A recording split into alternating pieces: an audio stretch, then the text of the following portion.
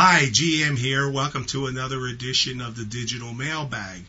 As I always say, we love hearing from you, and I will answer your questions as best I'm able, usually within 3 days or so. So don't hesitate to email me at the address you see here on the screen.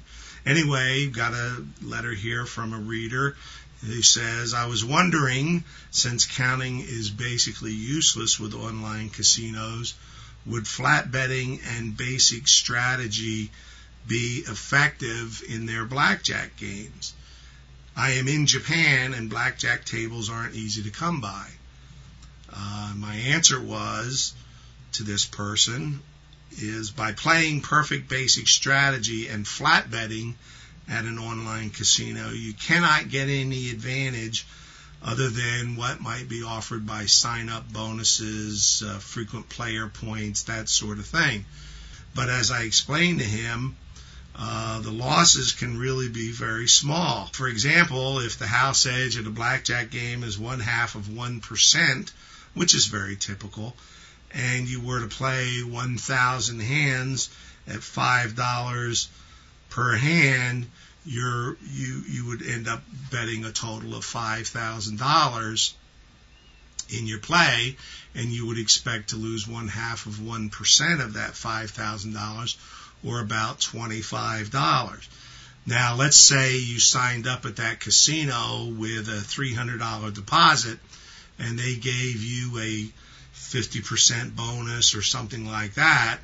They would have certain wager requirements associated with it, but if you had to bet, say, $20,000 in total in order to get that bonus, you need to remember that you're not betting $20,000. You're betting your same money over and over again, and if you just flat bet and you use proper basic strategy, the house will have a very small edge over you, and you just need to work out the math on the issue. Depends upon how big the bonus is, how much you have to bet in order to get the bonus. Some casinos won't allow you to play blackjack in order to satisfy their bonus requirements. It all depends. So you need to read the information at the online casinos. But pretty much these days, that's about the only way you can get an edge over an online casino in blackjack.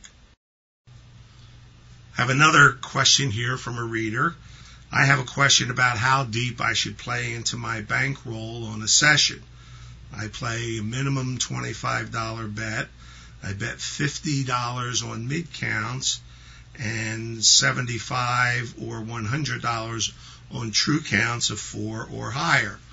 My goal is to have a winning session and leave with a profit of $500, but I also keep my session losses to $300. My question is this. Sometimes I'll lose $300 quickly and will get up and count it as a losing session. Sometimes these sessions are on decks with big counts and I just don't get the cards. I want to stay and play and I have the bankroll. I just don't want to chase a losing session, but I do feel like they are opportune times with the cards, and I could play and go deeper past my $300 loss to take advantage of that situation. In the long run or short run is my stop loss limiting my playing potential.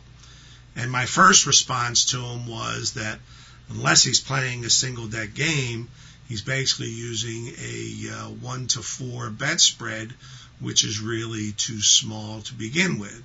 Now, if he is playing a single deck game, then that's fine. I also went on to say that things like stop losses and stop gains are just artificial. I mean, the reality of playing blackjack is that one session is like a frame in a movie. I mean, the movie will go on, and one frame is basically a snapshot.